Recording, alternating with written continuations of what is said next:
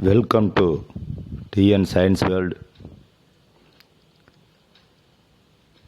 10th Standard Science, Unit 6, Nuclear Physics. 10ஆம் வகுப்பு அறிவியல் அலகு 6 அணுக்கரு இயற்பியல் என்கின்ற பாடத்தில் இருக்கக்கூடிய பாடக்கருத்துக்களை இன்று காணொளியாக TN Science World உங்களுக்காக வழங்க இருக்கிறது. முதலிலே learning objectives of this lesson.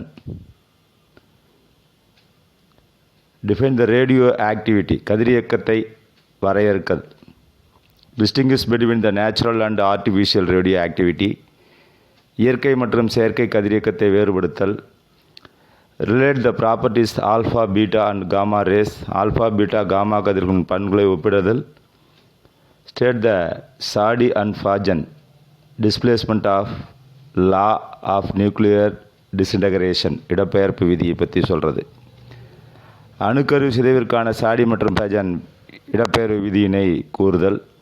Understand the concept of nuclear fission and nuclear fusion, அணுக்கரு இணைவு மற்றும் அணுக்கரு பிளவு ஆகியவற்றினுடைய கருத்துக்களை பற்றி புரிந்து கொள்ளுதல். ஐடென்டிஃபை த ஃபிஷனபிள் மெட்டீரியல், பிளவுக்கும் உட்படும் பொருள்களை கண்டறிதல், அடையாளம் காட்டுதல். Analyse the controlled and uncontrolled chain reaction, கட்டுப்பாடான மற்றும் கட்டுப்பாடற்ற தொடர் வினை பகுத்து ஆராய்தை எழுதல். Explain the principle of atom bomb and hydrogen bomb, அணுகுண்டு மற்றும் ஹைட்ரஜன் குண்டுகளுடைய தத்துவங்களை விவரிக்க எழுதல். Explain the principle of hydrogen bomb and atom bomb. Let the use of radioactivity, கதிரியக்க பயன்களை பட்டியலிடுதல். Understand the complement of nuclear reactor, அணுக்கரு உலையினுடைய கூறுகளை புரிந்து கொள்ளுதல். Identify the precautionary measure while handling the radio active material, கதிரியக்க பொருள்களை கையாளும் பொழுது மேற்கொள்ள வேண்டிய முன்னெச்சரிக்கை நடவடிக்கைகளை பற்றி அறிந்து கொள்ளுதல். இவைகள் அனைத்துமே learning objectives of this lesson, கற்றலுடைய நோக்கங்களாக இப்பாடத்தில் உங்களுக்கு வழங்கப்பட்டுள்ளது. இப்பாடத்தினுடைய அறிமுகம். Introduction. Humans are very much interested in knowing about atoms. Things around us are made up of atom. A Greek philosopher, Democritus, in 400 BC believed that matter is made up of a tiny, indestructible unit called atom. Later in 1803, John Dalton considered that element consists of atom which are identical in nature. And then J.J. Thomson discovered cathode rays known as the electron experimentally, and Goldstein discovered the positive rays, which were named as a proton by Rutherford in 1932. James Chadwick discovered the chargeless particle called neutrons. Presently, a large number of elementary particles like proton, meson, positron, and neutrino have been discovered. In 1911, the British scientist Ernest Rutherford explained that the mass of an atom is concentrated in its central part called nucleus. You have already learnt about the atomic structure in the earlier classes. மனித இனம் அணுவை பற்றி தெரிந்து கொள்வதற்கு அதிக ஆர்வம் ஈடுபாடும் கொண்டிருக்கிறது. கிமு 400 கிரேக்க தத்துவ ஞானி டெமோக்ரட்டிஸ் என்பவர் பருப்பொருள் அனைத்தும் சிறிய பகுக்க இயலாத அலகுகள் என கருதினார். இவை அணுக்கள் என அழைக்கப்பட்டது. அதாவது நம்மை சுற்றியுள்ள பொருட்கள் அனைத்தும் அணுக்களால் ஆனவை. பின்னர் 1803 ஜான் டால்டன் என்பவர் தனிமங்கள் இயற்கையிலே ஒரே மாதிரியான அணுக்களால் ஆனவை என கருதினார். பிறகு J.J. தாம்சன் என்பவர் கேத்தோடு எதிர்மின் கதிர்கள் எனப்படும் எலக்ட்ரான்கள் ஆய்வின் மூலம் கண்டறிந்தார். அதன் பின் கோல்டுஸ்டீன் ஆனோடு நேர்மின் கதிர்களை கண்டறிந்தார். பின்னர் அந்த நாளிலே அனைத்து புரோட்டான்களும் அதனை புரோட்டான்கள் என ரூதர்ஃபோர்டு பெயரிட்டு அழைத்தார். மின்சுமையற்ற நியூட்ரான்கள் 1932 ஜேம்ஸ் சேர்விக் என்பவர் கண்டறிந்தார். தற்போது போட்டான்கள், மிசான்கள், பாசிட்டான்கள் மற்றும் நியூட்ரினோ துகள்கள் போன்றவை அடிப்படை துகள்கள் அதிக அளவில் கண்டுபிடிக்கப்பட்டுள்ளன. 1911 பிரிட்டிஷ் அறிவியல் அறிஞர் எர்னஸ்ட் ரூதர்ஃபோர்டு அணுவின் நிறையானது அதன் மையத்தில் செறிந்து காணப்படுகிறது என்று விளக்கினார். இது அணுக்கரு, உட்கரு என அழைக்கப்படுகிறது. அணுவின் அமைப்பை பற்றி நீங்கள் you have studied in your previous classes. And then first radio activity, கதிரியக்க கண்டுபிடிப்பு என்ன என்பதை, discovery of radioactivity. In 1896, French physicist Henri Becquerel finished his research for weak and stored a certain amount of uranium compound away in a drawer. ஒரு ஒரு ஒரு கதை போன்ற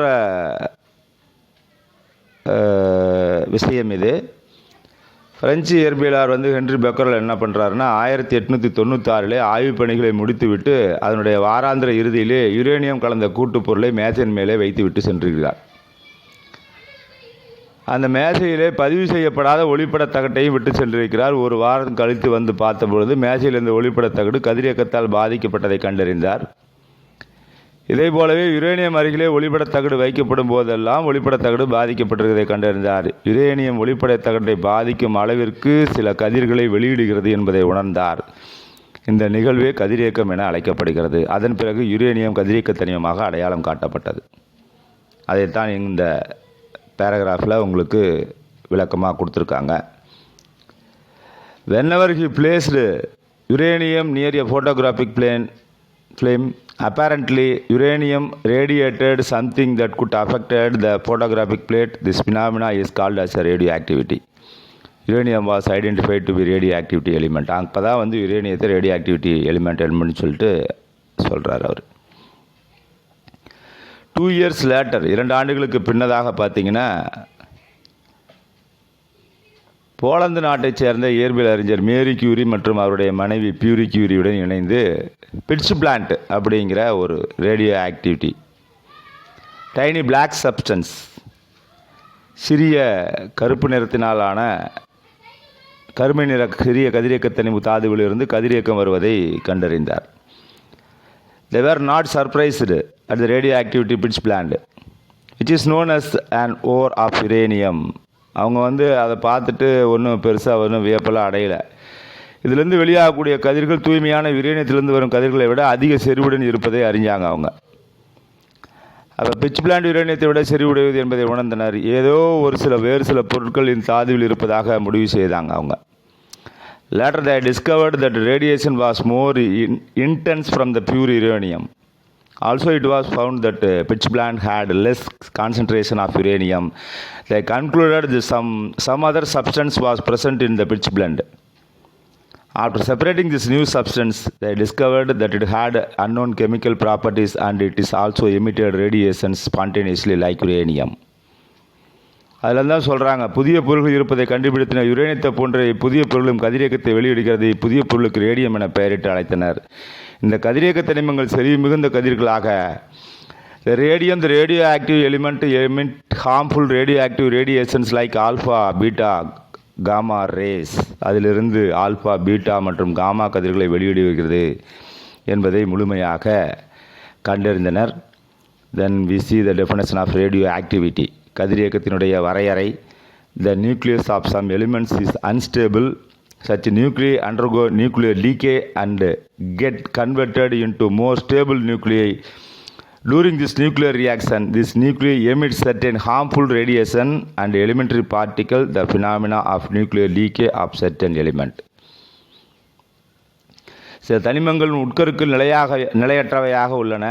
இந்த உட்கருக்கள் சிதைவடைந்து சற்று அதிக நிலைப்புத்தன்மையுடைய உட்கருக்களாக மாறுகின்றன. இந்த நிகழ்வே கதிரியக்கம் என அழைக்கப்படுகிறது.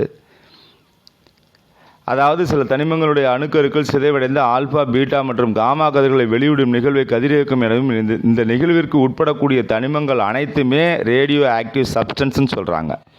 With emission of radiations like alpha, beta and gamma rays is called radioactivity and the elements which undergo the phenomenon. இந்த மாதிரி கதிரியக்கத்தை உமிழக்கூடிய தனிமங்கள் அனைத்துமே ரேடியோ ஆக்டிவ் எலிமெண்ட்ஸ் கதிரியக்க தனிமங்கள் என அழைக்கப்படுகிறது. The natural radioactivity இயற்கை கதிரியக்கம் என்றால் என்ன அப்படிங்கிறத பற்றி நம்ம இப்போ பார்க்க போகிறோம்.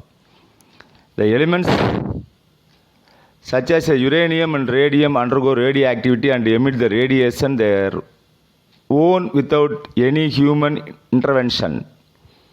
யுரேனியம் மற்றும் ரேடியம் போன்ற சில தனிமங்கள் கதிரியக்கத்துக்கு உட்பட்டு எவ்வித மனித குறுக்கீடுகளும் இன்றி கதிர்வீச்சுகளை வெளிவிடுகின்றன. அதை தான் சொல்லியிருக்காங்க.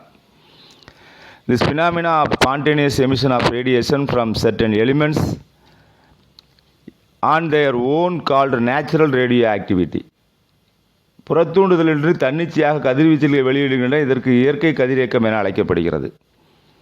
The elements whose atomic number is more than 83 undergo spontaneous தன்னிச்சையாக radio activity, example uranium, radium etcetera.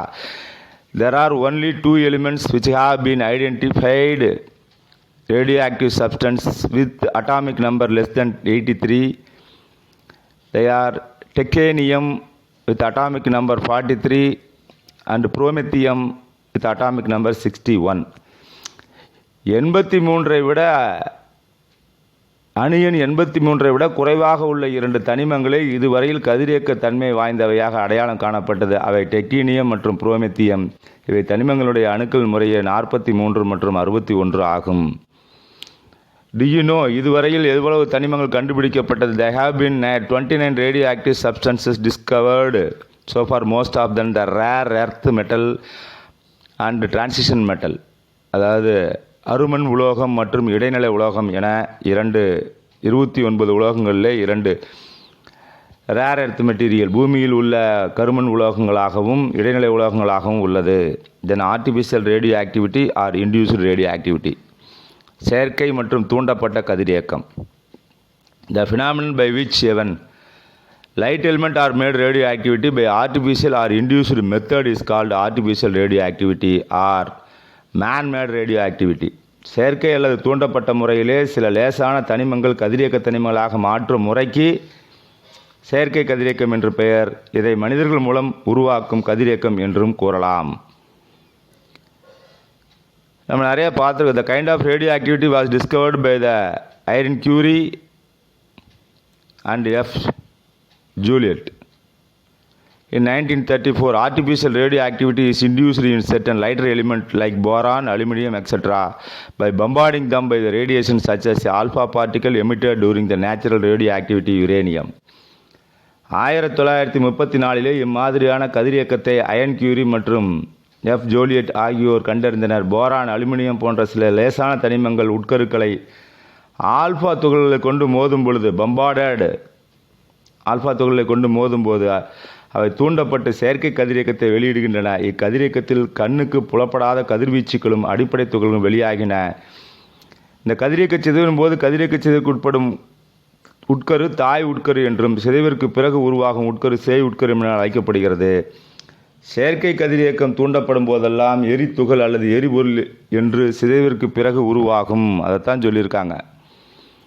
Bombarding like the radiation such as the alpha particle emitted during the natural radioactivity of uranium. This also result in the emission of invisible radiation, கண்ணுக்கு புலனாகாத கதிர்வீச்சு, and elementary particle during such as a disintegration. The nucleus which undergoes disintegration is called as a parent nucleus, and which is produced after the disintegration called daughter nucleus. தாய் உட்கரு மற்றும் சேய் உட்கரு என இரு பகுதிகளாக பிரிக்கப்படுகிறது. The particle which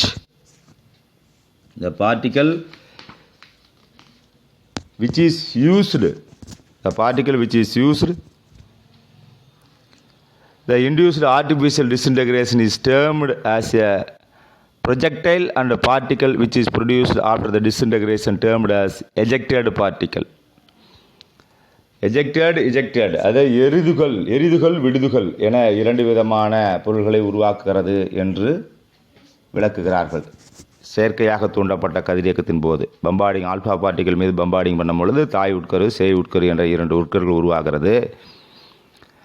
அவற்றை விடுதுகள் எரிதுகள் என 2 பகுதிகளாக பிரிக்கிறார்கள்.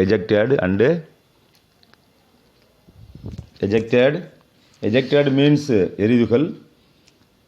விடுதுகளுக்கு வந்து பார்த்திங்கன்னா parent nucleus, daughter nucleus particle which has undergoes radiation, emitted எரித்துகள் அண்டு விடுதுகள் அப்படின்னு சொல்லிட்டு எஜெக்டட் துகள் என ப்ரொஜெக்டட் அண்ட் எஜெக்டட் துகள் என 2 வித பிரிக்கிறாங்க.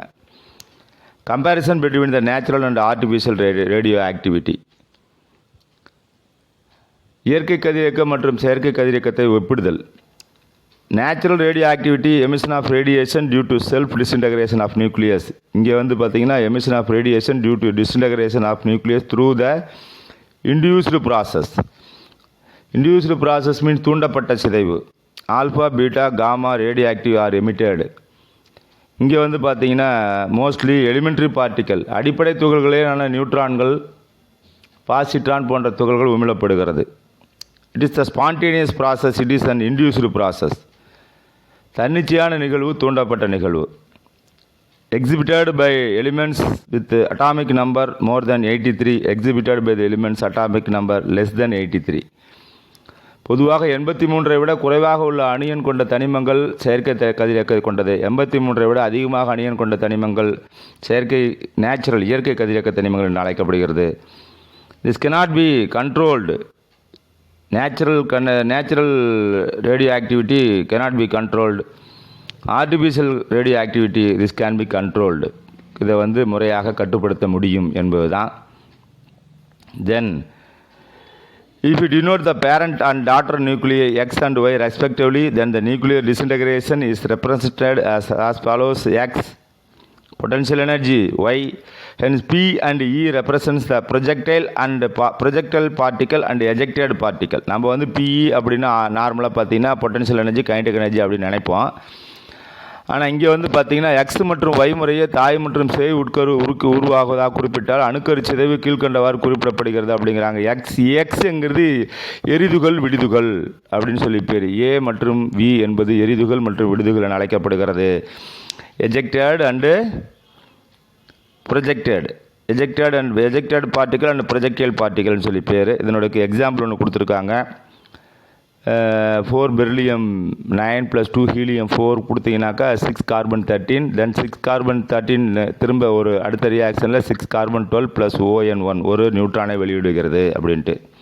இந்த above nuclear reaction C617 is unstable and radioactivity. This reaction can be represented by 6 beryllium alpha and neutron 6C12 அப்படின்னு சொல்லி பேர். 6 beryllium 12 + 2 HU ஹீலியம் அணு 4 போட்டிங்கனாக்கா 6C12 + 1 நியூட்ரானை வெளிவிடுகிறது என அழைக்கப்படுகிறது. அடுத்து ரேடியோ ஆக்டிவிட்டியினுடைய யூனிட், கதிரியக்கத்தினுடைய அலகு என்ன என சொல்லணும். கியூரி அப்படிங்கிற ஒரு அலகால் குறிக்கிறாங்க. It is the traditional unit of radioactivity. It is defined as the quantity of a radioactive substance which undergoes the 3.7 × 10 disintegration in 1 second. This is actually close the activity of 1 gram of radium 226. 1 Curie is equal to 3.7 × 10 disintegration per seconds.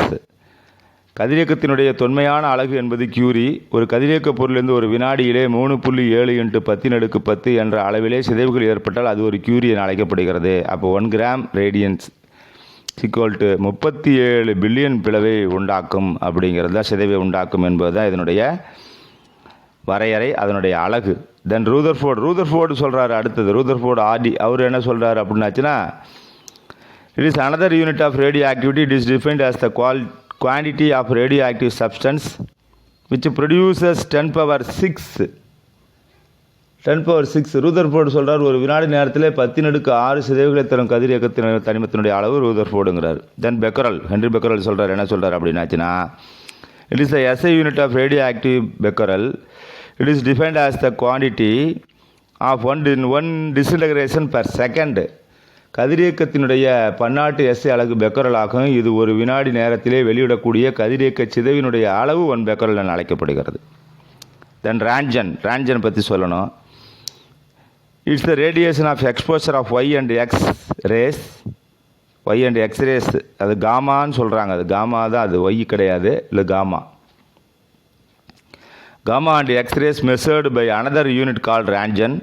One Röntgen is defined as the quantity of radioactive substance which produces charges of 2.58 × 10⁻⁶ coulomb.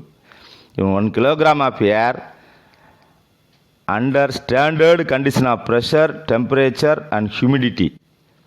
Roentgen என்பது gamma மற்றும் X கதிர்களால் வெளியிடக்கூடிய கதிரியக்கத்தினுடைய மற்றும் ஒரு அலகு. ஒரு Roentgen என்பது நிலையான அழுத்தம் மற்றும் வெப்பநிலை மற்றும் ஈரப்பத நிலையிலே 1 கிலோகிராம் காற்றிலே கதிரியக்க பொருளானது 2.58 × 10⁻⁻⁶ கூலும் மின்னூட்டங்களை உருவாக்கும் என்பது ஒரு ராஞ்சன் அப்படின்னு சொல்லியிருக்கிறாங்க. With emission of radiations like alpha, beta and gamma ray is called radioactivity, and the elements which undergo phenomena called radioactivity elements.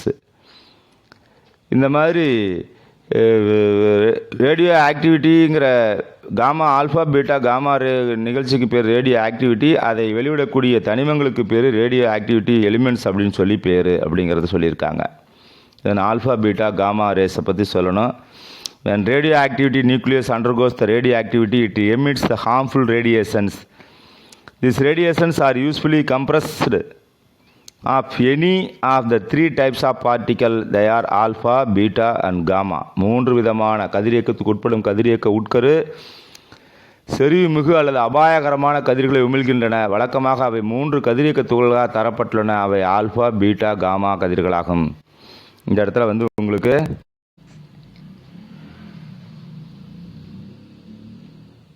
கதிரியக்கத்துக்கு உட்படக்கூடிய கதிர்கள் உட்கரு செறிவு மிக்கது அல்லது அபாயகரமான கதிர்களை உமிழ்கின்றன. வழக்கமாக அவை மூன்று கதிரியக்க துகள்களாக தரப்பட்டுள்ளன.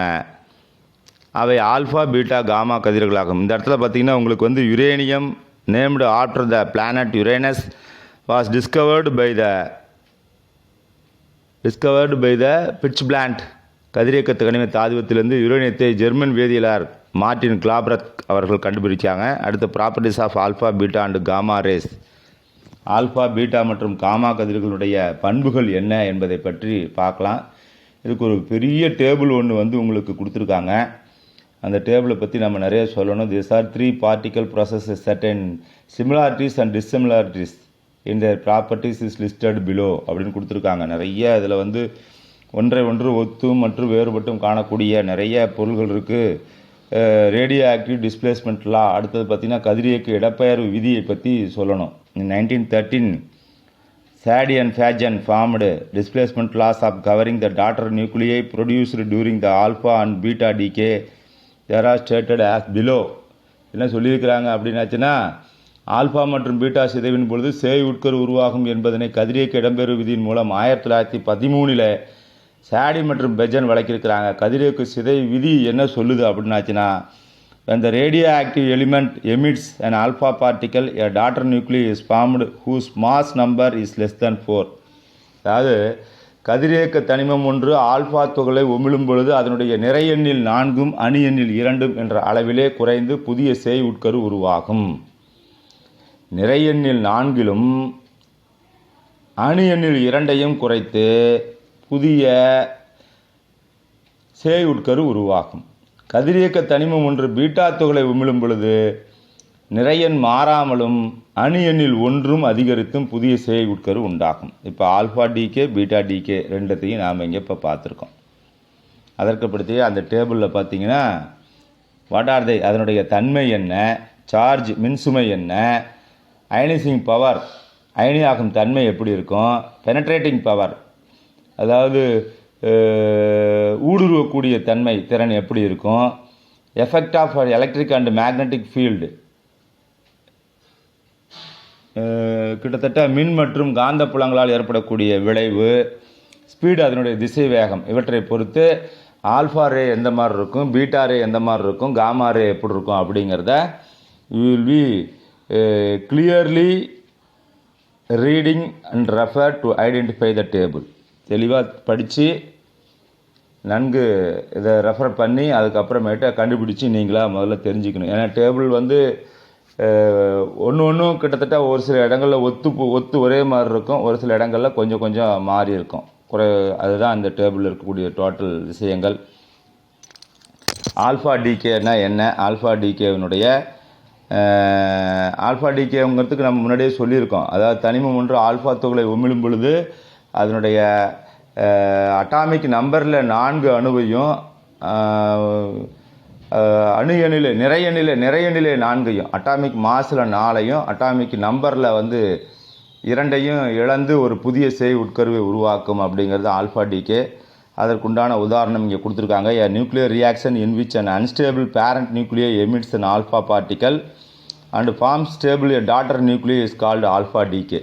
அணுக்கரு வினையின் பொழுது நிலையற்ற தாய் உட்கருவானது ஆல்ஃபா துகளை உமிழ்ந்து நிலைப்புத்தன்மையுள்ள சேய் உட்கருவாக மாறுகிறது. இதுக்கு ஆல்ஃபா டிகேன்னு சொல்லி பேர். இதுக்கு எக்ஸாம்பிள் பார்த்தீங்கன்னா யுரேனியம் 238 எடுத்திருக்காங்க.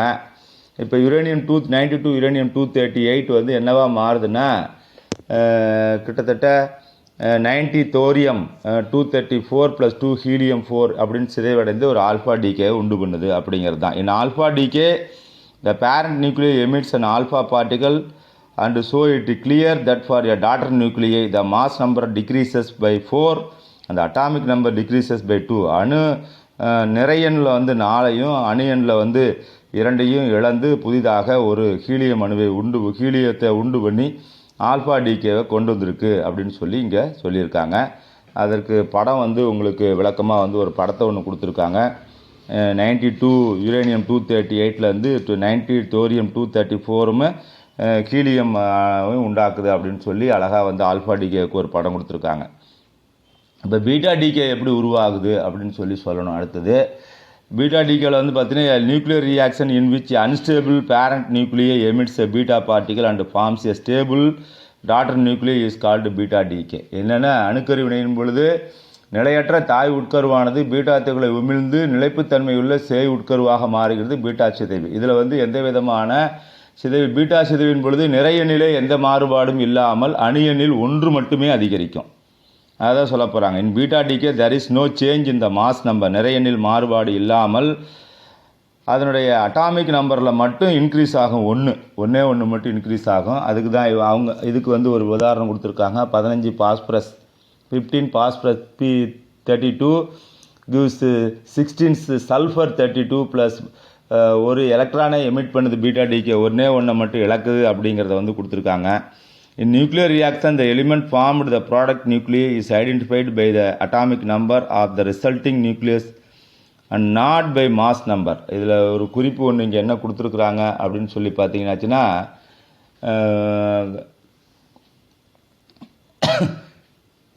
in a nuclear reaction the element formed as a product of nucleus, அதாவது கனமான அணுக்கரு உட்கரு பிளவுற்று 2 சிறு உட்கருகளாக மாறும் பொழுது அதிக ஆற்றலுடன் நியூட்ரான்கள் வெளியேற்றப்படும் நிகழ்வு அணுக்கரு பிளவு அப்படின்னு சொல்லி பேர். அதுக்குண்டான படங்களும் உங்களுக்கு தெளிவாக வந்து கொடுத்துருக்காங்க.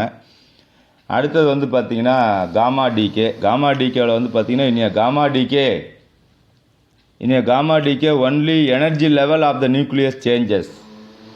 காமா டிகேவில் வந்து பார்த்திங்கன்னா எனர்ஜி லெவல் ஒன்லி சேஞ்சஸ் அப்படிங்கிறாங்க. காமா சிதைவின் போது உட்கரு ஆற்றல் மட்டம் மட்டுமே மாற்றம் அடைகிறது. அதனுடைய அணியன் மற்றும் நிறையெண்ணில் மாற்றம் ஏதுமில்லை என்ற அளவில் இருக்கும். இதற்கு முன்னாடி இருக்கக்கூடிய குறிப்பில் வந்து பார்த்திங்கன்னா அணுக்கரு பிளவிலே வினையிலே தோன்றும் புதிய தனிமத்தினுடைய உட்கருவானது நிறையெண்ணால் அல்லாமல் அணியெண்ணால் அறியப்படுகிறது. இந்த nuclear reaction the element formed as the product of nucleus is identified by the atomic number. நிறையெண்ணால் அல்லாமல் அணியெண்ணால் மட்டுமே அறியப்படுகிறது என்ற குறிப்பு கொடுத்துருக்காங்க. அடுத்து காமா டிகேவில் வந்து பார்த்திங்கன்னா the atomic number and mass number of the radioactivity nuclear remain the same.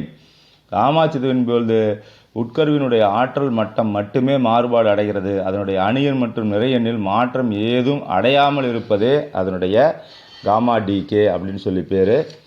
இந்த பாடத்தினுடைய முதல் பகுதி காமா டிகேவோடு நிறைவடைகிறது. இரண்டாவது பகுதியை அடுத்த காணொளியில் நாம் காண இருக்கின்றோம். நன்றி, வணக்கம்.